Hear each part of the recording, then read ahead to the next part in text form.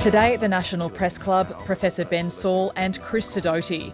Their speech will explore the implications of the Australian government's recognition of the State of Palestine. International human rights law experts with the United Nations, Professor Ben Saul and Chris Sidoti, with today's National Press Club address. Hello and welcome to the National Press Club of Australia for today's Westpac address. My name's Tom Connell, I'm the club's president and also a politics anchor at Sky News. Our guest today, or guests, Professor Ben Saul, the United Nations Special Rapporteur on the promotion and protection of human rights and fundamental freedoms while countering terrorism, and Chris Sidoti, human rights lawyer, advocate and investigator. The topic, if you like, or the label for it, Palestinian recognition, necessary but insufficient. I understand it's been worked on for some weeks, perhaps a little rewrite after the latest plan outlined by Donald Trump this week. For those of you watching at home, you can join the conversation at X, where our handle is @PressClubAust. You can also use the hashtag NPC. Ladies and gentlemen, please welcome, first of all, Professor Ben Saul.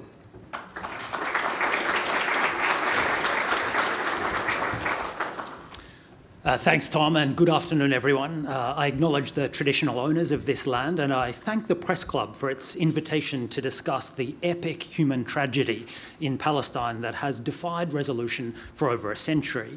Today's event is timely, as Tom said, following President Trump's latest bid for a Nobel Prize by bringing peace to Gaza.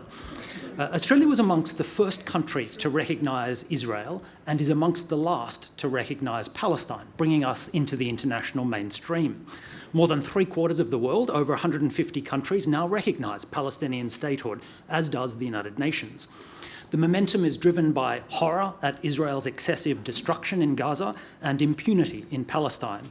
The failure of over 30 years of negotiations for a two-state solution since the Oslo Accords, Israel's persistent denial of Palestinian self-determination, de facto annexation of Palestinian land in the West Bank by illegal Israeli settlements, and the unapologetic extremism of the Netanyahu government. Recognition is a long overdue circuit breaker when everything else has failed. The Palestinians were promised a state over a century ago. The 1947 United Nations proposal to divide British Palestine into two states was deeply unfair to Palestinians and failed. Israel unilaterally declared statehood in May 1948 after an insurgency against the British, terrorism against civilians, and even the assassination of United Nations officials. It effectively established independence after defeating invading Arab armies and took more territory than even the unfair partition plan gifted it. Australia recognised Israel within 6 months. The Palestine Liberation Organisation declared Palestine a state in 1988. International law does not prohibit unilateral declarations of statehood, as by Kosovo in 2008, which Australia later recognised as a state.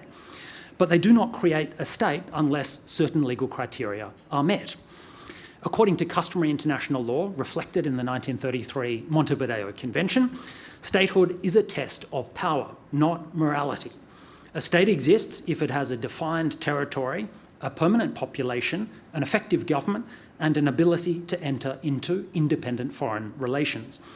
Some critics, such as John Howard and Alexander Downer, argue that recognising Palestine is illegal because it does not meet these requirements.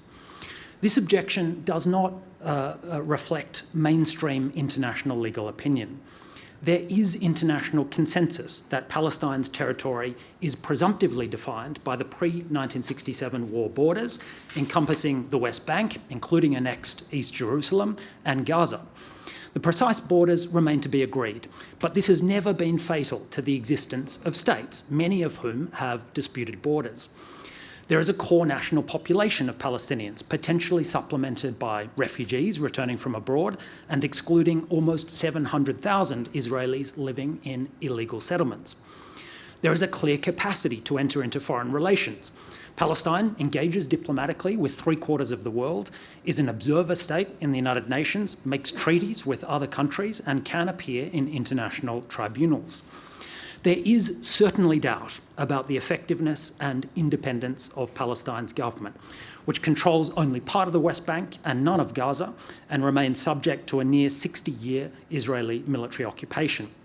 Yet, International law does not always rigidly apply the classical criteria for statehood in hard cases, but necessarily accommodates the kaleidoscope of real-world circumstances. The Montevideo Convention is a touchstone, not a millstone. Two other factors are crucial in Palestine. Firstly, Palestinians have an undisputed right to self-determination, which includes the freedom to become a state. Most countries are now persuaded that statehood can exceptionally emerge, even without full independence, where self-determination has been forcibly denied by occupation for so long. Parts of Palestinian territory have been officially or de facto annexed, and further annexation is imminently threatened.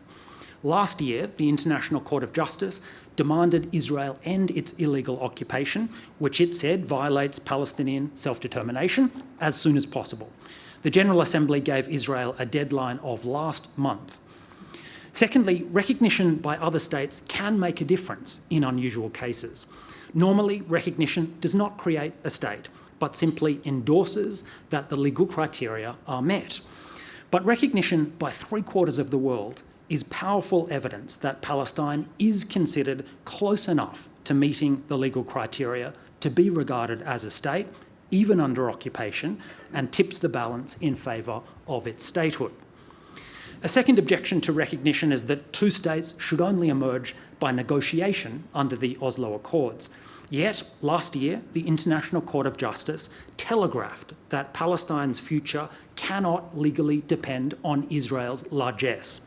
It found the Oslo Accords cannot detract from Israel's international obligations, including the duty to respect the right of self-determination, that self-determination cannot be, in its words, subject to conditions imposed by Israel, and that it is for the General Assembly and the Security Council, not Israel, to decide how to end the occupation consistent with the court's opinion. The court's impatience with Oslo came after 3 decades of failed talks. Israeli Prime Minister Benjamin Netanyahu no longer even pretends to be interested in two states. Last month he declared, quote, "We are going to fulfil our promise that there will be no Palestinian state. This place belongs to us." He previously boasted, quote, that he put an end to the Oslo Accords. Recall that Israel, in recent months, murdered Hamas negotiators in Qatar, hardly inspiring faith in negotiations. Israel is not a good faith partner for peace, but aims to extinguish the possibility of an independent Palestine. Historically too, as former UN Secretary-General Kofi Annan noted, Israel never offered a peace deal that respects Palestinians' legal rights. Continuing to call for negotiations, as some in this country do, is either naive or calculated to support continued Israeli intransigence and is doomed to fail. A third objection is that recognition rewards terrorism. Now, self-determination is the legal right of the whole Palestinian people, which cannot be denied on the basis of Hamas's actions. Non-recognition and denial of statehood, to the contrary, rewards Israel's illegal occupation, denial of self-determination, and international crimes. It also fails to address the root causes of terrorism and thus perpetuates indefinite violence. As the UN Secretary-General stated, Hamas's attack did not happen in a vacuum. Hamas was born chiefly to resist the occupation and out of the intergenerational suffering, humiliation, lack of opportunity and powerlessness it has inflicted on Palestinians. Many of Hamas's methods are clearly illegal and unjustifiable. Yet, as the UN Global Counterterrorism Strategy emphasises, terrorism can only be defeated if the state violations of human rights that fuel grievances are addressed. The former US Director of National Intelligence warned that Israel's response to October 7 will have a, quote, generational impact on terrorism. The creation of states is often violent, especially where independence is forcibly suppressed. Israel itself was founded in blood, including the massacre of civilians by Jewish terrorist groups. Australia and the United Nations still recognised it.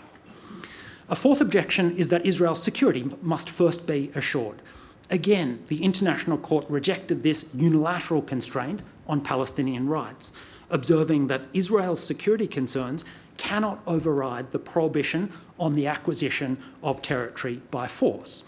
There is no right of Israel to perpetually occupy its neighbours or to preventively disarm them, as Israel has been doing in Syria and Iran, or to deny self-determination in the hope of somehow absolutely preventing every possible future threat.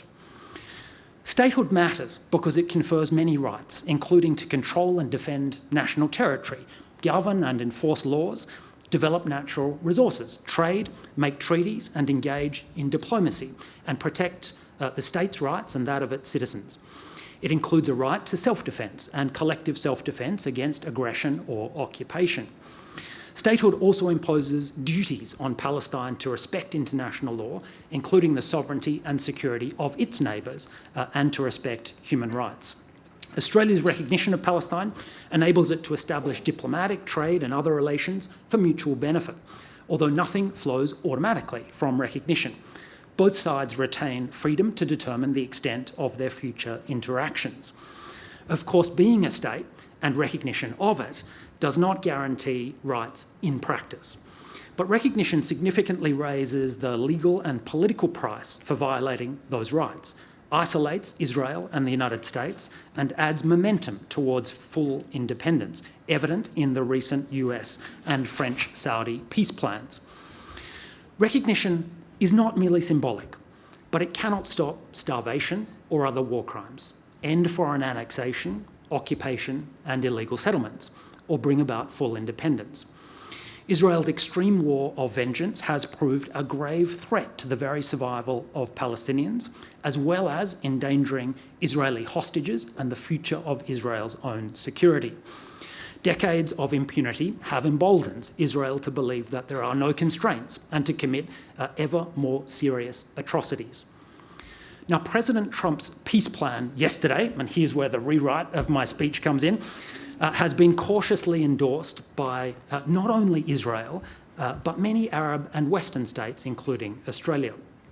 The plan's proposals are welcome for a ceasefire, release of hostages and prisoners, humanitarian aid under UN supervision, no forced displacement from Gaza, withdrawal of Israeli forces, and non-annexation of Palestinian land. Despite its political palatability in a world exhausted by the violence, key elements nonetheless raise red flags under international law. History suggests we should be sceptical of peace without justice, peace at any price, and plans imposed by outsiders without Palestinian consent. In particular, the transitional government proposed is not representative, excludes the Palestinian Authority, does not respect self-determination, and lacks legitimacy.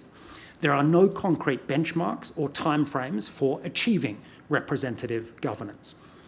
Self-determination and statehood under the plan are subject to vague and indeterminate conditions concerning Gaza's redevelopment, Palestinian Authority reform, and some dialogue between Israel and Palestine, thus essentially preserving Israel's preferred status quo of failed negotiations and indefinite deferral of statehood.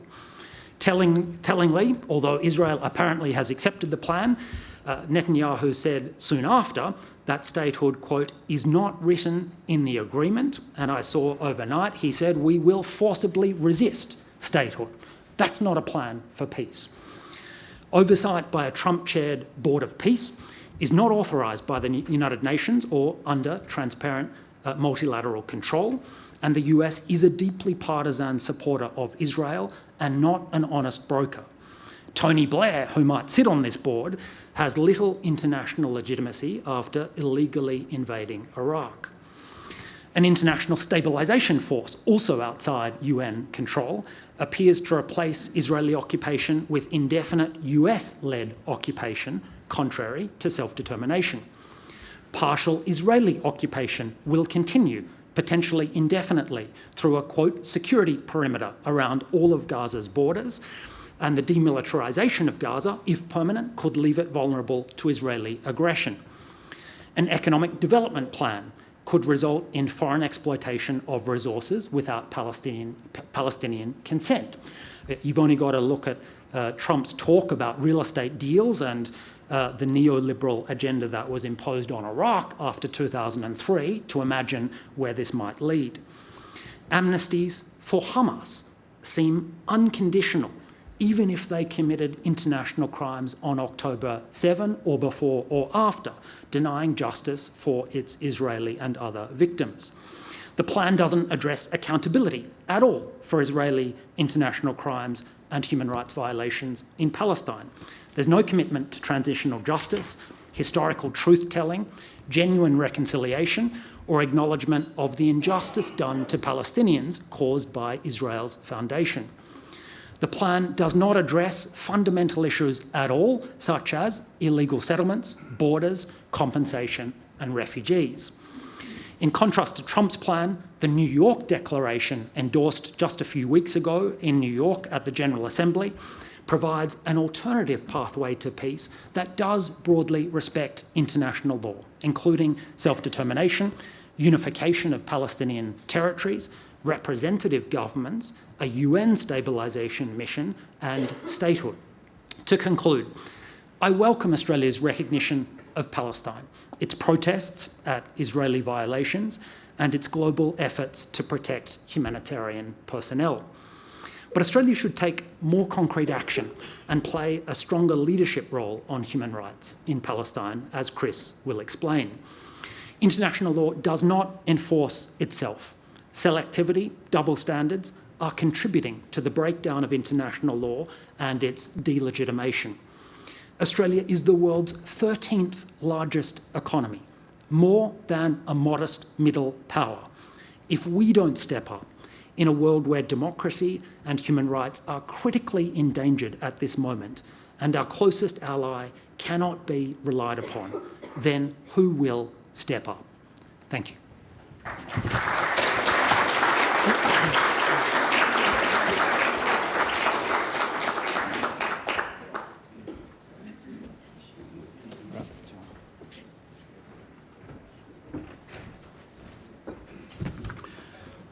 Thanks, Tom, for the introductions. Thanks, Ben, for preceding me. I too begin by recognising the Indigenous owners of the lands on which we meet today and thank their elders, past and present, for their custodianship. In acknowledging Indigenous ownership, I want to acknowledge a second event today, and that is that the great feast of Yom Kippur starts tonight. And so I greet all the Jewish people who are here in this room and those who may be watching. Gemar Hatima Tova. Ben has outlined why recognition was necessary. I want to describe why it is insufficient. To begin with, recognition addresses a consistent pattern of inconsistency in the way in which the Australian government has approached Israel and Palestine since the very beginning. It is a long way away, as the Prime Minister is fond of saying, but we have had engagement in this issue from the start. Australia was a member of the UN committee in 1947 that came up with the idea of two states, living in peace and security side by side, a Jewish state and an Arab state, it said in the UN resolution that Ben referred to.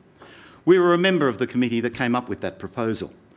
We were the first state in the General Assembly vote, conducted alphabetically, to vote yes to the adoption of the proposal. And very quickly, we recognised the State of Israel. Doing so, not entirely in implementation of the resolution, because the resolution did not anticipate a unilateral declaration of independence by the State of Israel. And yet that's what occurred. Nonetheless, we proceeded to recognise the State of Israel. And when Doc Evatt was President of the General Assembly, Australia supported Israeli membership of the General Assembly and of the United Nations. So we were there at the time of those critical events, and we played a central role in relation to them.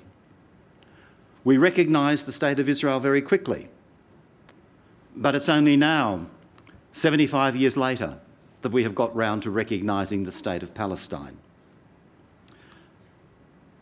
And even now, there are continuing inconsistencies. Ben has well outlined the Montevideo Convention provisions relating to recognition and about how the state of Palestine, in the acceptable international discourse of international lawyers, meets the 4 principal criteria under the Montevideo Convention. Having met those criteria, any additional conditions placed upon recognition become political matters rather than legal matters. I have no problem with the political conditions that the Prime Minister and the Foreign Minister set some months ago, conditions that have now been translated into commitments by the Palestinian Authority. They're political conditions, but Hamas should not be a member of a future government. There should be demilitarisation. There should be a restructuring of the Palestinian Authority. There should be elections. I have no trouble with those political conditions at all. But they're not being applied to the State of Israel. Why is there not a political condition that Likud, Jewish Power Party and Religious Torah Party should play no part in a future government of the State of Israel? Because they are parties that have been responsible for the commission of war crimes and crimes against humanity and genocide in Gaza. Why should there not be similar provisions for full or partial demilitarisation of the State of Israel to ensure the security and peace within the region? Why should we not require truly democratic elections in the State of Israel rather than partially democratic elections that see the Palestinian citizens of Israel experiencing discrimination?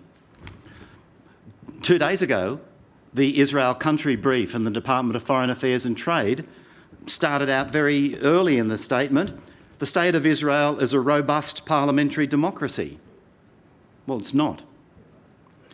So, recognition as a legal act has occurred, but it needs to be followed by consistency in the political approach to the State of Israel and the State of Palestine. That's just the first thing. In looking at what further steps are necessary, my approach is very much to depend upon the obligations that Australia has under international law. Talking about us as far away, as not having much influence, not being a great power, framing our response in those terms is framing a response based on the wrong question. It's the question, what can be effective? A fair enough question that we have to be addressed, but a secondary question. The primary question is, what are our legal obligations under international law and what must be done to meet them? There have been a number of decisions over the last year and a half that point very strongly to the fact that we have current, pressing, urgent legal obligations under international law to which we have provided a start of a response, but not much more than that. In January last year, the International Court of Justice ordered provisional measures in the case of South Africa against Israel under the Genocide Convention. In doing so, the court acknowledged that there was a possibility of genocide in Gaza. It did not decide the question of genocide, but it decided there was a possibility. And certainly no later than that decision by the court, perhaps earlier, the obligation that Australia has under the Genocide Convention to prevent genocide was triggered. The Genocide Convention not only requires that we not commit genocide, it also requires that we act to prevent genocide. And that obligation to act to prevent was triggered by the International Court of Justice order of provisional measures. And the court made 2 further orders of provisional measures in April and May 2024, which reinforced the obligation to act to prevent. In July, the International Court of Justice issued its advisory opinion on the question of the lawfulness of Israel's occupation and the Israeli settlements. And the court said then that the occupation was unlawful and the settlements were unlawful, that Israel should act to end the occupation and it should withdraw all settlements from the occupied Palestinian territory. The court highlighted the obligations of other states under international law. It directed a large part of its opinion to other states, and that's us. And it said that other states have obligations not to aid or assist the continuation of the unlawful activity in any way. When I look at international law, I'm aware of these obligations, treaty obligations, the obligation under the Genocide Convention to act to prevent genocide, the obligation under the Geneva Conventions dealing with international humanitarian law to act to ensure that other states respect international humanitarian law. This is the basis of current legal obligation on Australia. There are things that we can do and should do that we have barely begun to do. One immediate step that should have been taken was a complete review by the Australian government, at least immediately after July last year, of all aspects of the relationship between Australia and the State of Israel, to identify those aspects that could be considered aiding or assisting the continuation of unlawful acts, and to consider any aspects of the relationship that may be assisting the commission of war crimes or crimes against humanity, or in any way preventing the risk of genocide in Gaza. And yet, I know of no such review. There should have been a review. The results should have been made public. If it exists, make it public. If it doesn't exist, do it. That's the starting point. Then there are a number of very specific acts that should be taken. The first is the prohibition of all military-related trade with the State of Israel. Australia has an arms embargo. What that means is disputed. It certainly means that Australia does not provide weapons and munitions to the State of Israel and has not done so for several years now. But that's not enough. You know, the Prime Minister, the Foreign Minister keep on reiterating that. The Prime Minister did again as recently as last night in response to some comments I made 2 days ago. That's not good enough. I accept and welcome the fact that we don't provide munitions and weapons, but we must also look at components. And here we're talking about the components for the F-35 fighter jets, which we know have been used by the Israeli military in Gaza since the 7th of October 2023. This is certainly part of a broader international deal with Lockheed Martin, but we can't rely on the fact that this is part of an international deal and others are providing components and we don't need to worry about it. If components that are being manufactured here in Australia are finding their way into F-35 aircraft being used by the Israeli Air Force to bomb the hell out of Gaza, we share responsibility. It's as simple as that. Regardless of the trade relationships, the component construction industry, the supply chains, we have legal obligations. Next, we have to look at whether there are any materials that are being provided that can be used for the production of weapons by Israel itself. So this means, for example, steel that can be used in the production of tanks, or other components, including metals. Anything that can be militarily related needs to be caught. Dual-use items. We tend to import drones from Israel rather than export them. Drones are manufactured by the Israeli company Elbit, and they're some of the most effective in the world, particularly for surveillance. But we still need to look more broadly at dual-use items. That means items that can have civilian or military purposes. If they can have a military purpose, we should not be trading. So that's the first. It's arms-related trade, militarily related trade. It's not just a ban on the provision of weapons and munitions. Second, we should take the next step and end all military and trade cooperation with the State of Israel. In 2019, AusAid established a Trade and Defence Office in Jerusalem to promote defence cooperation and trade with the State of Israel.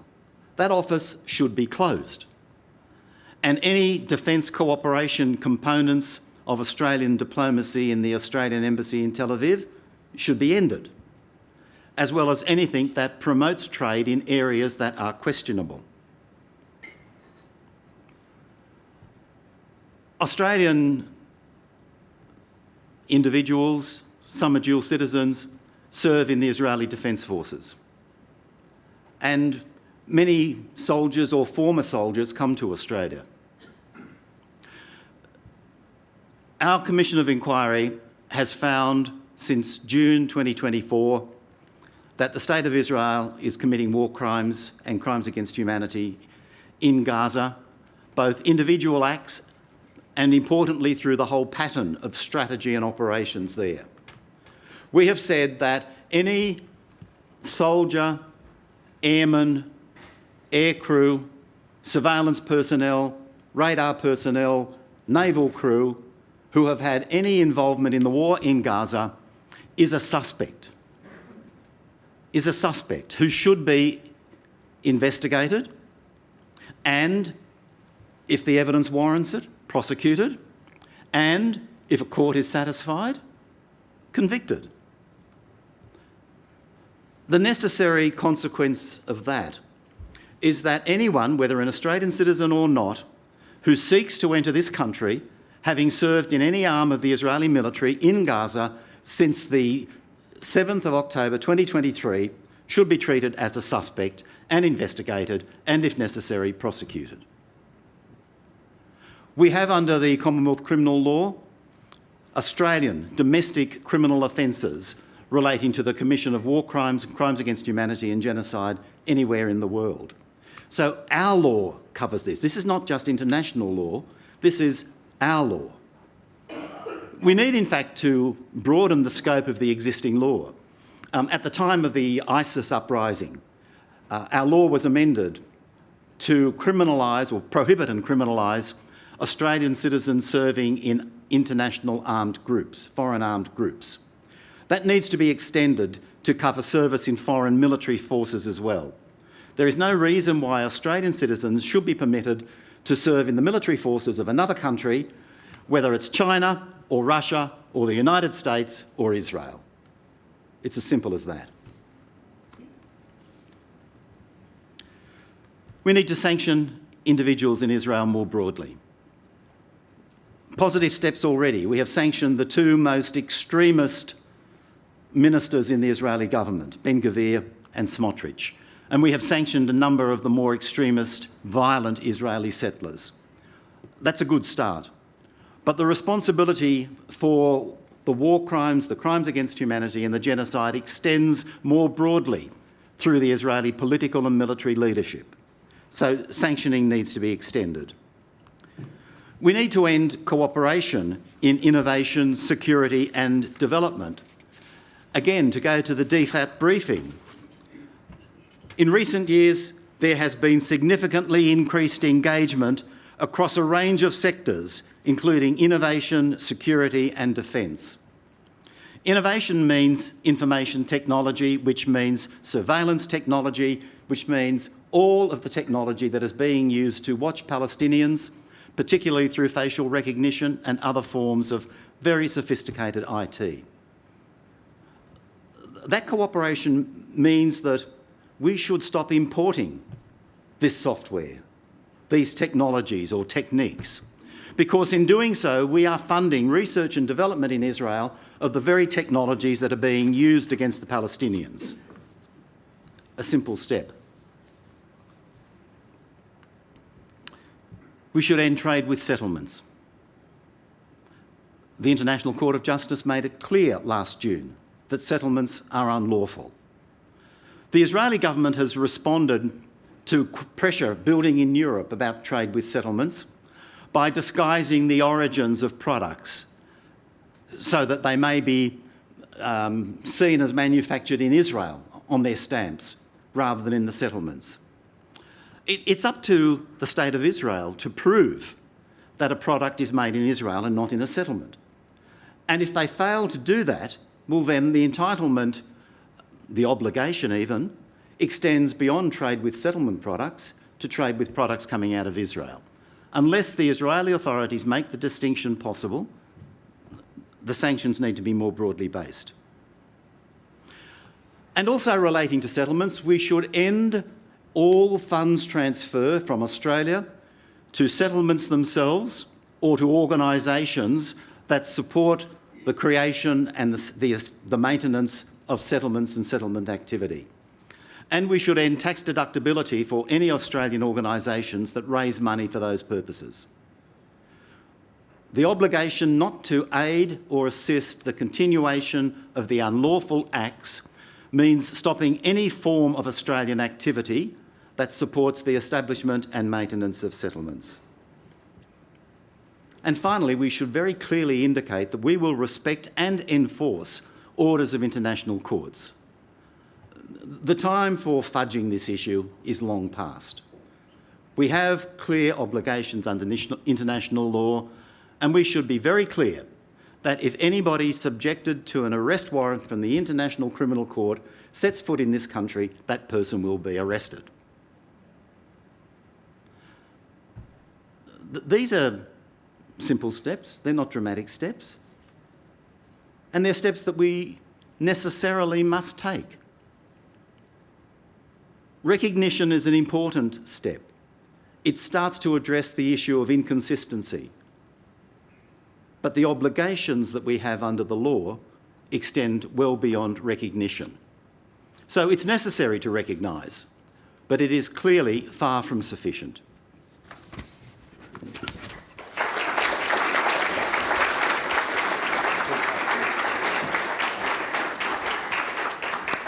Thanks, Ben and Chris.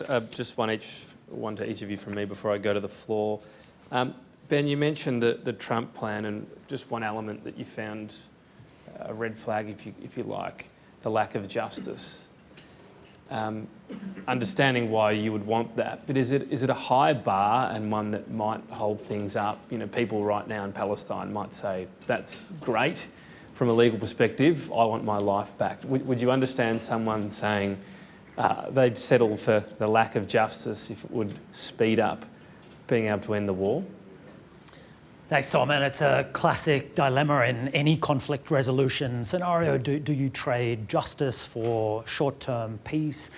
I think experience tells us that if you don't address accountability and justice, then you can often have a resumption of violence, because those grievances, as I mentioned, are often causes that drive continuing conflict. Most peace agreements, even if they don't deal with the question of justice or accountability immediately, still do address them in a general sense and kick them down the road. A good example is Northern Ireland. The problem with this peace agreement is that there's no mention at all of justice and accountability, and I think that's setting up the peace agreement for failure. So even if it's a bookmarking of it or broad statements, something is there to be able to be returned to, would be what you'd want at the minimum. That's what you're saying? Exactly. And look, certainly bits of this plan are vague on detail, and a lot of it has to be filled in through subsequent negotiations. And Sure. this is common in lots of peace plans, but you still have to have the broad outlines of the minimum conditions, and that's what's lacking. Chris, to you, you mentioned the caveats Australia and others as well placed on recognition of Palestine, that on one side it would require the Palestinian state to be demilitarised and it wouldn't for Israel. Now, if I think of that region at least, if both sides were demilitarised, it would be a situation where Palestine would not, I would think, face a great threat, but Israel would. from several neighbours. That doesn't strike me as workable. Israel would be invaded in days, wouldn't it? No, but I accept your point, Tom. It would have to be accompanied by international security guarantees, without doubt. There is a continuing obligation arising from that resolution in 1947. The international system played a key role in the establishment of this mess, and there is a continuing obligation to take responsibility for it. So maybe some form of international security guarantees would be a step forward. But the underlying point is that it is unreasonable to expect a total demilitarisation of Palestine when Israel is a nuclear-armed state next door. This issue has to be addressed. So what I'm arguing is not so much that Israel should be demilitarised, but that it is naive to expect a complete demilitarisation of Palestine when Israel is what it is. And can I, as well, just take a slightly different tack from Ben for a minute? I support the Trump peace plan 100%. I agree with everything Ben said in his critique of it, but in fact it's not worth the paper it's not written on. But this situation has always worked on the basis of smoke and mirrors. And if by pretending that this peace plan is going to work, we stop the killing, which for me is the absolute #1 priority, it's got my 100% support. And when the killing stops and the starvation campaign stops and the hostages are released and the Palestinians arbitrarily detained are released, then we can all admit that the peace plan's going nowhere, because it won't. It's smoke and mirrors. But for God's sake, let's stop kids being killed. Plenty of interested colleagues. Dominic Giannini from AAP to begin with. Thank you both for your speech and your insights. I wanted to ask about the responsibility to protect, which is something I haven't heard a lot about in the Australian context. So we support it, and in 2015 we were critical of Syria failing to protect citizens, and were critical of the Security Council as well. Now, we haven't used similar language when it comes to the war in Gaza. So I want to know, in your eyes, has Australia and more broadly the international community abandoned the doctrine? And then just, if I might, the coalition has said it would revoke Palestinian statehood. People who support this, are you concerned it sets up a precedent when nations either engage in civil war or are taken over? I'm thinking countries like Afghanistan, where the Taliban have regained control, Myanmar, where there's a junta, civil wars throughout Africa. Look, I think responsibility to protect internationally has been dead in the water since Libya in 2011, because large parts of the world felt betrayed by the overthrow of Gaddafi. I mean, there were in some ways good reasons why that happened, but it's not a language which resonates in the Security Council. And on top of that, you add the dysfunction geopolitically between the great powers on the Security Council. It's just not a language which is mobilising states in the international community. I wish it were. But it's unfortunately we've moved past that, post-Cold War high point, I guess.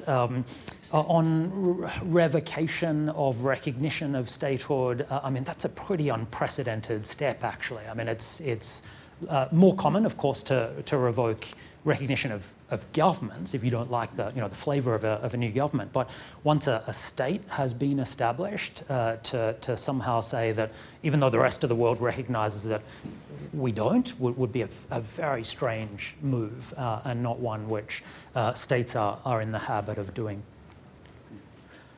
Your question and Ben's answer relate both to the responsibility to protect as an obligation on everybody else in the world, and I agree completely. But there is a second level of the responsibility to protect, which lies on states, individual states that are combatants in a war or a conflict. So in this conflict, the state of Israel, as the occupying power and as a belligerent, has an obligation to protect civilians in the West Bank, in Gaza. And in a situation in Gaza, it is failing to exercise that obligation. It's not just a matter of directly killing, but of not doing anything to protect people. And they use the excuse that we leaflet a suburb and send pings on phones telling people to evacuate, but where on earth are they supposed to evacuate to? Now, there is no doubt at all that under the Geneva Conventions, Israel has obligations to protect and is failing to meet those obligations. Thanks both.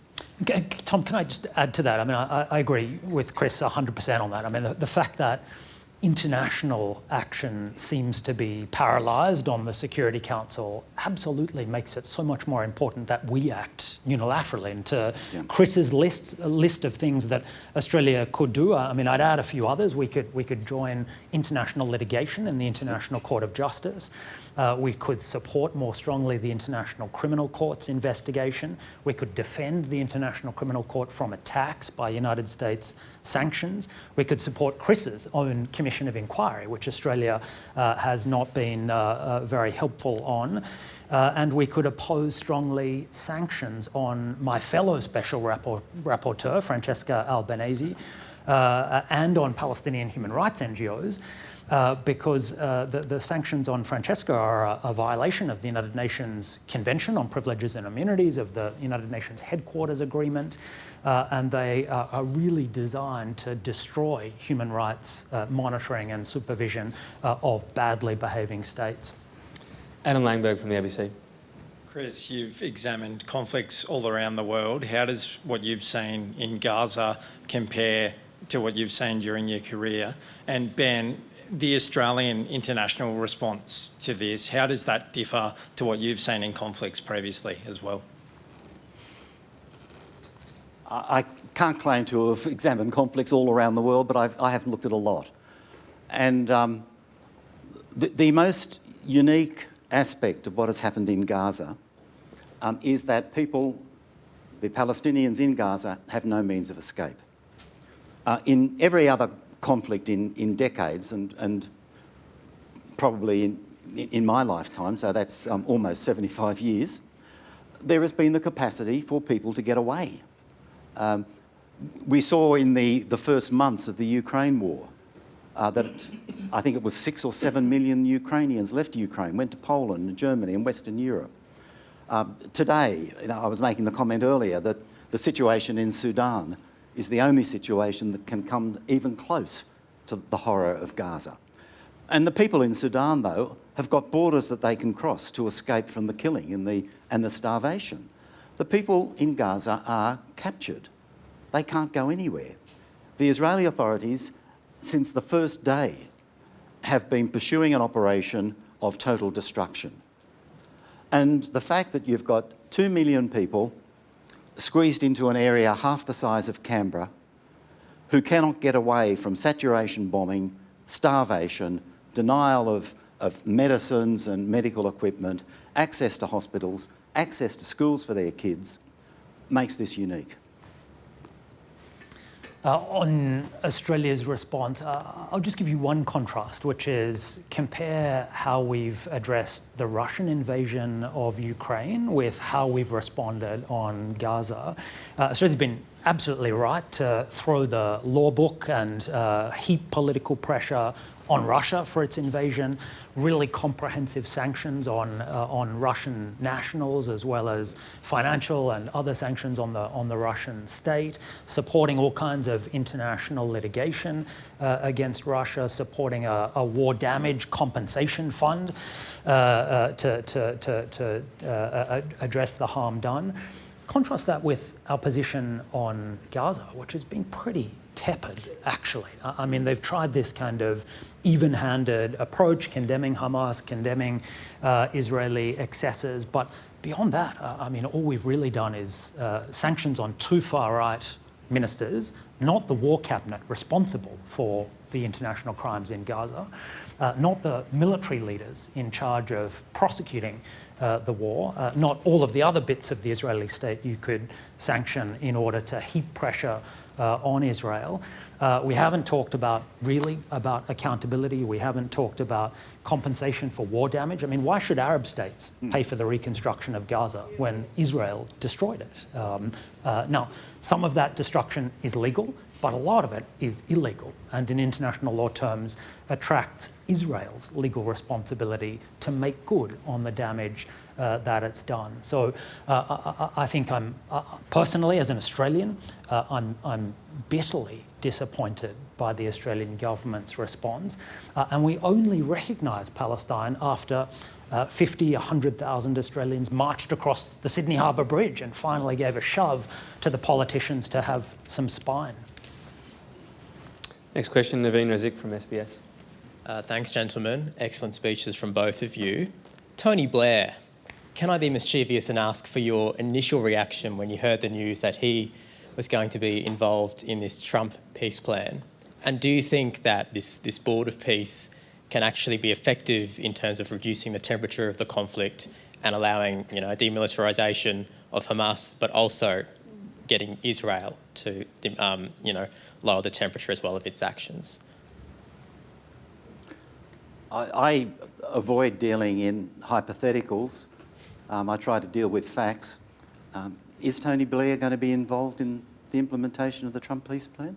It sounds like he may be involved in the Board of Peace. He may have been involved in some of the negotiations. If it happens, with I'm US happy officials. to comment on it.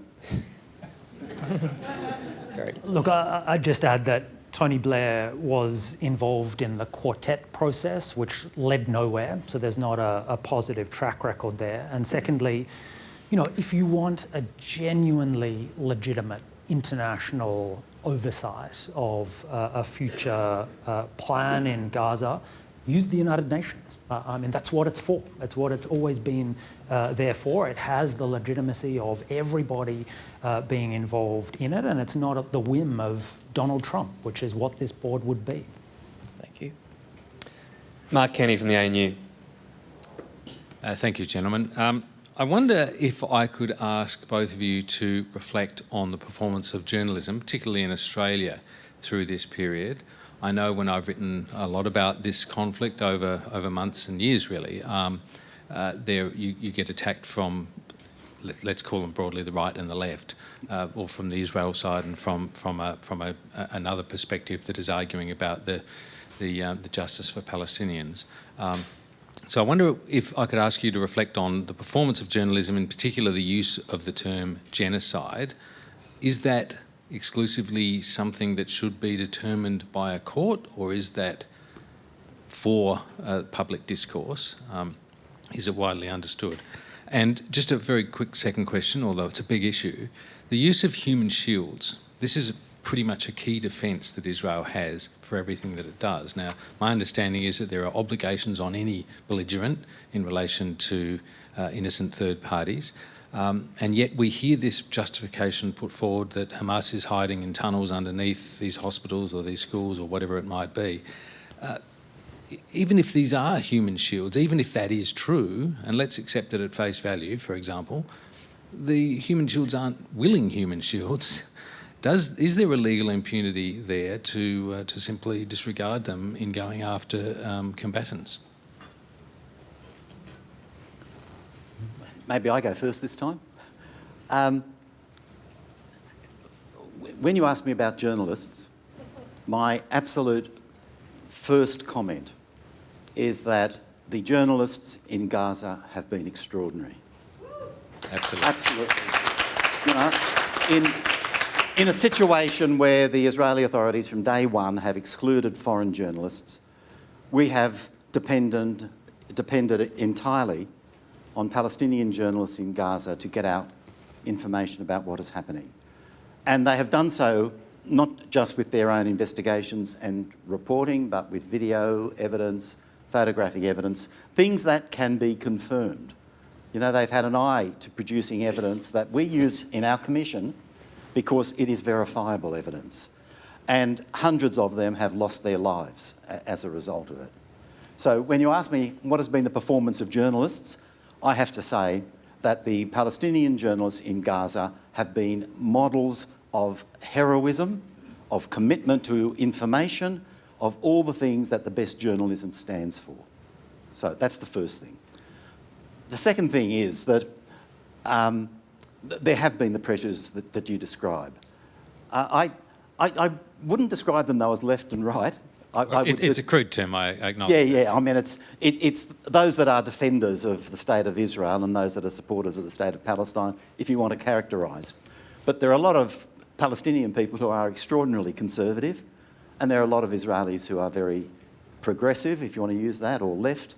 And there is also a great deal of division now in Israeli society and amongst Jewish people generally. So the definitions are a bit different. But I know that journalists are under enormous pressure. And, I have been told by Australian journalists about the pressure that they are under. Your colleagues ring me up and ask for information and almost apologetically say, I'm getting this information from you, but I don't know whether I'll ever be able to use it because I may not be allowed to publish. This is being said to me in words to that effect. Yeah, there's plenty of fear around. There's plenty of fear around, and as Trump would say, it's a violation of the First Amendment to the US Constitution. Huh. But I think that we are seeing, as the 2 years have gone on, we have seen more and better and stronger reporting, because I think that there is a realisation, I would even say now a general realisation, that was the Israeli government and the Israeli military, not the Israeli people, the Israeli government and the Israeli military are doing in Gaza is totally unacceptable. And that realisation is emboldening journalists to be able to report far more directly. Thank you. I wonder, Ben, could you just address that question of whether we should say genocide and also the human shield thing? Sure. Genocide was the subject of the last report that our Commission released 2 weeks ago. And we made a finding of genocide. It took us 2 years to get to that point. If any of you journalists are anxious about that story, from now on you can say the operations in Gaza which the Commission of Inquiry has found to be genocide. We can provide cover for you and for the Prime Minister. It's not up to the courts alone. The courts are the ultimate authority. When we released our report, we acknowledged that explicitly. The International Court of Justice is the highest authority on this issue. But that does not mean that we have to sit around and wait for the court to deliver its decision, which will be 2 years at least, maybe 3 or maybe more years away. In producing our report, the Commission was very aware that we would be producing the most authoritative statement on this issue until the court rules. And whether it agrees with us or disagrees with us, it's the most authoritative. So I think now, I don't know how we would have found if we had released a report a year ago or a year and a half ago, but at this point, for us, there is no doubt. And I think journalists too should be coming to the same conclusion. There is no doubt, while acknowledging that the court is yet to rule on the subject. So I don't in any way take away from the authority of the court. One of the primary original stated aims from Israel, if we go back to 2023, was degrading Hamas enough to not carry out another attack. Given that stated aim of theirs and the unique nature of Hamas, where it is, tunnels and intertwining, was it ever possible to get that aim without falling foul of international law? Were those two never going to be possible? No, I think they were possible. I think they were possible because the Israelis have shown themselves, prior to the 7th of October, very adept at targeted assassinations of military leaders in Israel and everywhere else in the world. 7 October was an enormous failure by the Israeli military, but they're not completely stupid. They have chosen this tactic because it was the tactic that suited their major objectives, but it was not the only tactic available to them. Okay. Did you want to add? Yeah, I agree 100%. I mean, international humanitarian law is precisely designed as a balance between military necessity, which is allowing states to fight wars and win, and protection of civilians and from suffering and unnecessary violence in armed conflict. So the tools are there if you apply them properly. And the problem was that Israel waged this vengeful war. It called it existential when it wasn't. I mean, Hamas invaded Israel for 24, 48 hours and then was repulsed. I mean, Israel has nuclear weapons, hundreds of thousands of forces, all the US military kit it can get its hands on, 2 US aircraft carriers sitting off the coast at that time. Israel was going to be fine, right? It wasn't a situation where you had to take the gloves off in a kind of existential war for survival. If Israel had done this more deliberately, more carefully, not dropping high explosive munitions on densely populated urban areas, but fighting in a more methodical way according to humanitarian law, yes, it would have incurred greater Israeli military casualties, but that's the price of not murdering civilians. And that's the lesson that Israel has lost, calling itself the most moral army in the world along the way in the last few years. Just conscious we've got a few more to get to, so I'm jumping in there. Emma McDonald from Women in Media. Emma MacDonald from Women in Media. Thank you both for your important words. I have 2 separate questions for both of you. Professor Saul, do you think the UN will ever recover its authority after what's happened? And Chris, firstly, I want to thank you for being a beacon of rational thoughts and words, sanity and humanity on an international stage where all of these qualities seem to be sadly lacking. My question to you is, are you personally perplexed by Anthony Albanese's approach to Palestine when you and I would remember that he used to protest and hold a megaphone calling for an end to the Israeli occupation? Thanks. Look, on UN legitimacy, look, I'm an optimist, and I hope the UN will recover its authority and get some more runs on the board in future. This has always been a problem. There are always cycles of ups and downs in the United Nations. The Rwandan genocide was a worse failure than Gaza, frankly. I mean, 800,000 people killed in 100 days. UN sat on its hands, even though it had forces there, didn't intervene, didn't send reinforcements. So we've been here before, and in worse situations. The UN's there because it's useful. It's the one place where states can go. Countries that radically disagree with each other, politically, economically, militarily, in the hope that dialogue will, beat violence.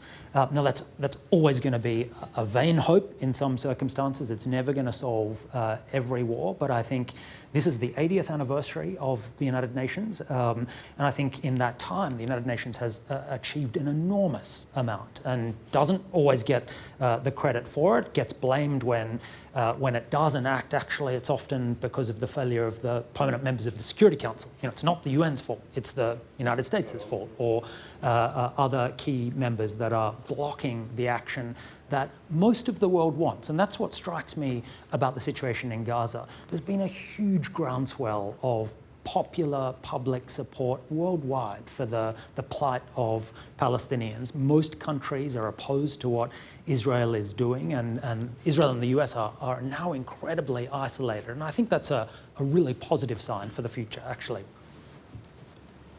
We Australians like to think of ourselves as rugged individualists, but in fact we always travel in a pack. And the Prime Minister has wanted us to travel on Palestine in the pack of Western European states. And we've been doing that. I'm all supportive and all praise for the changes in our vote in the General Assembly and now recognition, all good. But the Prime Minister announced last week that we would seek election to the Security Council for 2029-30. That's good. But if we want to be on the Security Council, we've got to turn ourselves from camp followers to being the leaders of the pack. Thank you. Racing the clock now. I'm going to try to get through 2 more, so if everyone could have great, insightful, succinct thoughts. Katrina Jackson from Pearls and Irritations. Thank you, Tom. Katrina Jackson, Pearls and Irritations. Chris and Ben, just to begin with, thank you very much, both of you, for your moral clarity ever since October 2023. It's something everyone in this room, and I'm sure many of the readers and the listeners and the watchers and the ABC appreciate. You've both emphasised that very bizarre attack of national modesty that seems to have afflicted many of our parliamentarians when discussing Palestine. I don't think we've heard modest middle power so many times ever in my lifetime from our Prime Minister as well. You've both given us a list of things we should and could do, and that's a very useful list and a depressingly long list. A correspondent from the Middle East who I was speaking to last week reminded me that actually we're not a modest middle power when it comes to influence in Israel. We actually have quite a lot of influence in Israel. I'm not going to ask you to recite the list of what we could and should do again, but I'm wondering what you both think about what it is that's stopping us from acting on those moral and legal obligations. Well, I think the domestic politics are pretty turbocharged on this. I mean, there's a political divide between the major parties on this, which has been pretty toxic, I'd say, over the last 2 years. There's lots of interest group politics, which has driven division as well. There's fear of being stigmatised as anti-Semitic if you criticise something Israel says. I mean, to go back to what Mark says, I mean, I agree 100%. I've encountered a lot of journalists who are afraid of losing their job, like Antoinette Lattouf, or are otherwise just self-censoring. And also because these are in some ways, the international law issues are complex. I mean, I think the genocide question is a much more complicated one, for example, than the illegality of the settlements, which everybody agrees is illegal. So, journalists aren't international lawyers, I get that. But I don't think those are valid reasons for our politicians to cop out when they have lots of access to good advice, including people like Chris and others. And really need to lift their game and their literacy on issues in the Middle East, quite apart from the obvious humanitarian catastrophe, which should give you reason to speak out enough. I agree with him. And what can we do about it? You'll have to forgive me. We've got one more through. I'm already over. Sorry, Katrina. Melissa Code to finish things off from the Mandarin. Hi, Melissa Code from the Mandarin. I might pick up where Katrina left off and ask, the theme of your address is too little, too late. We've sort of watched in real time the trauma of this international tragedy heighten and increase, the complexity of the legal and political issues weigh up against what seem to be quite black and white moral issues. At what point could we have intervened before it was too little, too late? Where was that moment and why did we let it pass us by? That's a really hard question. Look, for me, the issues had crystallised by around about April last year, so six months into the fighting. I mean, just to take one example of language that was being used, we looked at the question of the language when we were looking at the issue of genocide, and language was being used by all the top Israeli officials. 7-8 October 2023. It was clearly genocidal, but it could have been an emotional, traumatised reaction to what happened on that day, the killing of 1,200 people, 800 of whom were civilians. But by the time we got 6 months down the track and the same language was being used and the same military strategy was being deployed, any doubts were starting to disappear very rapidly. We reported our first reports, 3 of them, on the war in June 2024. So certainly by around about April, May, June, it was clear-cut that what was happening was totally beyond the widest realms of imagining. I knew on the 7th of October 2023 that there would be a bloodbath, but I had no idea that 2 years later we would still have between 75 and 100 people being killed every day. Look, I think it was obvious pretty early on that this was a gloves-off moment, a kind of 9/11 moment for the Israelis, by October, November of 2023. So I think everybody was on notice early on that this wasn't going to be a kind of typical mowing the grass operation. This was going to be something categorically different. And that should have sent alarm bells ringing in capitals worldwide. And as soon as Israel starts unleashing this kind of carpet bombing of Gaza, that's when we should have stepped up. Understandably, there was huge goodwill towards Israel after October 7, enormous sympathy for the incredible atrocities suffered by Israeli victims. But that was soon squandered, I think, as the way Israel fought the war just lost everybody very quickly. Just one comment only. Remember Biden's visit to Israel a week after 7 October, and it was a very controversial visit.